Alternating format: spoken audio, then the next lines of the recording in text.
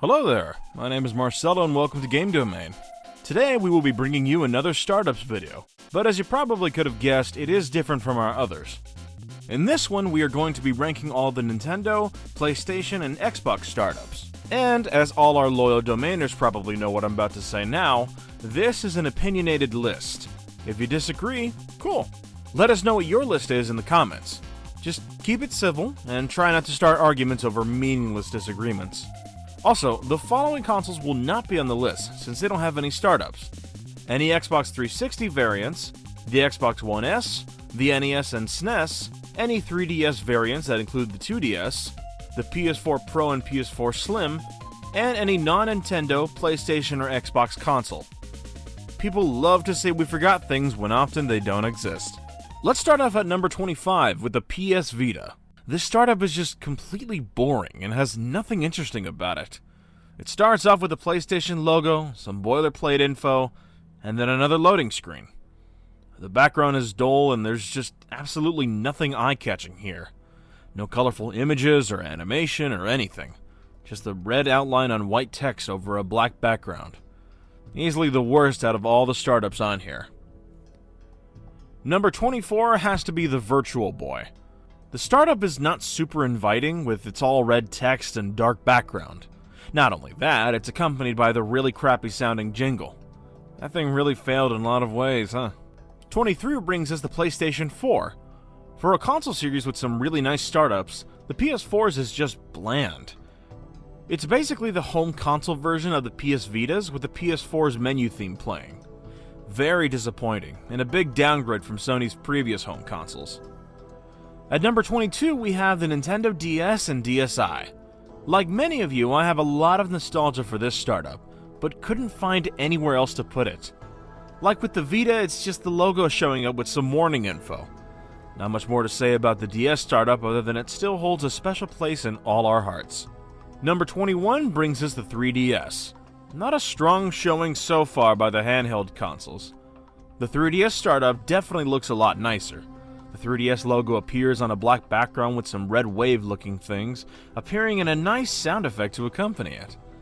It's quick and to the point, but just doesn't have much going on. Number 20 is the Wii U. It's fairly quick, but also very simple, like with the startups we've already talked about. It says Nintendo, then Wii U, and has a sound effect. That's it. Moving on to 19, we have the PS3s. All three of them are pretty similar, so they would just be grouped together. The animation looks nice, but it is overall just very simple like most of the prior startups. Number 18 is the Xbox One. It's literally just the Xbox logo appearing on the screen behind a basic green logo. It looks really clean, but it's pretty boring. Coming up next is number 17, and that is the Game Boy/Game Boy Color. I'd say the former is worse because it's just the Nintendo logo slowly coming down followed by a jingle. At least the Game Boy Color's logo is in colors, but it's exactly the same thing otherwise. 16, 15, and 14 are the first Xbox 360, 360 2010, and 360 Blue startups. The first one is similar to the Xbox One, but it's at least more visually appealing with what's happening with the logo. The 2010 version is much more dynamic, with the green bars dancing around before making the cross on the sphere. Finally, the 360 Blue is not often talked about, as its startup isn't confirmed to exist, but while it is the same as the 2010 version, the use of the blue makes it look much better. It gives us a glimpse at the reality in which Xbox chose to rock blue instead of green, which I think looks pretty great. Lucky number 13 is the PSP. Looking at it makes me think of a Windows startup. Maybe it's the music, which I find pretty soothing. The graphical presentation is pretty nice, especially when the console's title appears. All in all, a pretty solid one. Next up at number 12 is the GBA. There's just something about the colorful logo's animation and the jingle that I really like. It's not extravagant, but I personally quite like it. Number 11 is the Nintendo Switch. I will admit that the only reason it is so high is because of that snap sound. Even 3 years later, it's still so satisfying to listen to. Plus, I also like the red and white color scheme of the Switch. And just to clarify, this startup is only used when you boot up the system for the first time. Okay, we're now in the top 10, and to start us off, it's the PS1. This one I find a little ominous. The music is honestly kind of weird, but I really like it.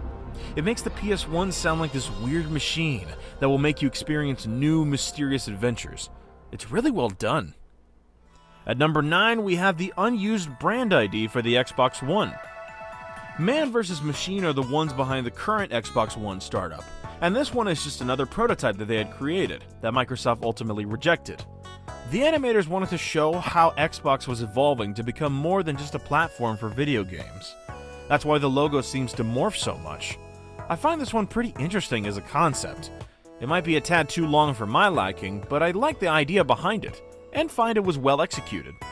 Next up is number 8 and 7, the Xbox Series X and PS5 startups. I personally like the PS5 startup more, mostly because I like the background it has.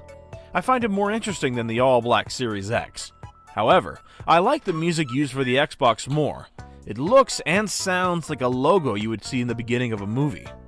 At number 6 is the N64DD startup. I really like how the logo of the console just comes out of the ground, and the little ripples effects around it. What I like the most, however, is the little Mario coming out from behind the logo, and inviting the player to just jump into a game. I find it really charming. We are now in the top 5, and starting us up is the Famicom Disk System. Really iconic. The look of the startup, the music, Mario and Luigi making cameo appearances, I find it also visually appealing. That's why I put it at number 5. At 4th is the Xbox One X startup. The animation of the Xbox chip powering up the One X really displays what this console is all about. Power. Then it transitions into the clean Xbox One screen. Altogether, I think this startup is really well done. Number 3 is the original Xbox. Not too dissimilar to the PlayStation 1, this startup makes the Xbox look like some alien machine. It's pretty intense. The green and black color scheme really serves to present the Xbox as this powerful, alien, mature console. That's why it's at number 3. In second place is the very iconic PlayStation 2. That's fitting. It's just a very well done startup, with interesting imagery and a couple of seconds of black screen before the PS2 logo shows up, with the sound that accompanies it. Also interesting fact, the tower-looking models in the startup are actually representing your save data on the memory card, which is a great hidden feature. It's close to perfection, but there's one console that beats it. Number 1 is the GameCube. The jingle, the animation of the cube, the climax when it all comes together to show the console's name. It's all so perfect. Plus, there are 3 secret other startup menus. It's not too long, it's visually appealing, it's got a great jingle. It just checks all of the boxes for me. So that does it for this ranking. I know each placement was rather brief, but that's because there isn't really much to say about each one.